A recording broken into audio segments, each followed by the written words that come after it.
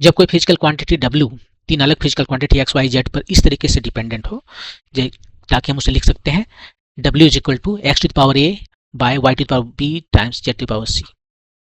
यहाँ पर x, y, z तीनों एक दूसरे से इंडिपेंडेंट है। तब हम W के जो फ्रैक्शनल एरर है डेल्टा W बाय W को हम लिखते हैं, x का पावर पहले लिखते हैं, पावर टाइम्स x का फ्रैक्शनल एरर प्लस y का पावर टाइम्स y का fractional error time plus z का power c times fractional error z का। ऐसा हम तब लिख सकते हैं जब x, y, z तीनों इंडिपेंडेंट हो। यदि वो इंडिपेंडेंट नहीं हो, जैसे किस एग्जांपल में दिखा रहे हैं, z equal to x y by x plus y. यहाँ पर x और y तो इंडिपेंडेंट है, लेकिन x प्लस वाई x का भी फंक्शन है, y का भी फंक्शन है, तो तीनों क्वांटिटी इंडिपेंडेंट नहीं है, तो ऊपर का फार्मूला हम नहीं लगा सकते।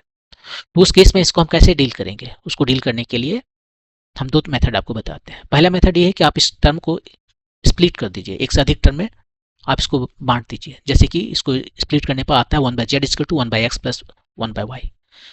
याद कीजिए ये फार्मूला आपको लेंस फार्मूला, मिरर फार्मूला या equivalent resistance in parallel connection के केस में मिलेगा। और एक बार जब आपको ये इस तरह का फॉर्म आ गया, ये केवल जेड है, केवल एक्स है, केवल वाई है, तीनों टर्म अब जो इंडिपेंडेंट है, इसके बाद में आप इसको डिफ्रेंशिएशन कीजिए। ये हो गया 1 by z square delta z, ऐसे ही होगा 1 by x square delta x, 1 by y square delta y. और जेड यहाँ पर एक जेड एक्स्ट्रा है, जो यही हमारा फ्रैक्शनल एरर है, एक जेड एक्स्ट्रा है, उसको उधर ले गए, सिंप्लीफाई किए, ये आया। याद कीजिए फार्मूला में यहाँ माइनस भी हो सकता है, जैसे एक्सप्रेशन हो यहाँ पर, यदि वो माइनस आया तो फाइनली यहाँ पर फाइनल टर्म में जब हम लिखने जाते हैं तो मैक्सिमम पॉसिबल एरर लेते हैं, और उस केस में ये माइनस को माइनस रहने से क्या हो जाएगा, एरर यहाँ पर सब्ट्रैक्ट हो जाएगा। वो सब्ट्रैक्ट नहीं करना है, एरर को हमेशा ऐड अप करके यहाँ प्लस टर्म लिखना है, चाहे फार्मूला में माइनस ही क्यों ना हो, प्लस लिखेंगे।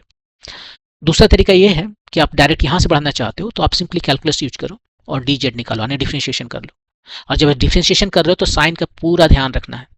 ऐसा नहीं कि जहाँ पर माइनस नजर आए वहाँ पर प्लस कर देना है, क्योंकि एरर को तो हमें सब ऐड ही करना है। और उसके बाद फाइनली आप इसको सिंप्लीफाई करने के बाद में डेल्टा एक्स और डेल्टा वाई देखिए इस तरह से निकाल लिए, और उसके बाद में जिसको जेड से डिवाइड करके ये फ्रैक्शनल एरर आ गया। अब मान लीजिए ये सब करने के बाद में यहाँ माइनस आ सकता है, तो फाइनल टाइम में यदि ये माइनस भी आता है तो उसे हम प्लस कर देंगे, कि ये काम केवल फाइनल टाइम में होगा, हमेशा नहीं। तो इस तरीके से आप फ्रैक्शनल एरर निकाल सकते हो जहाँ पर तीनों क्वांटिटी जो है इंडिपेंडेंट नहीं है।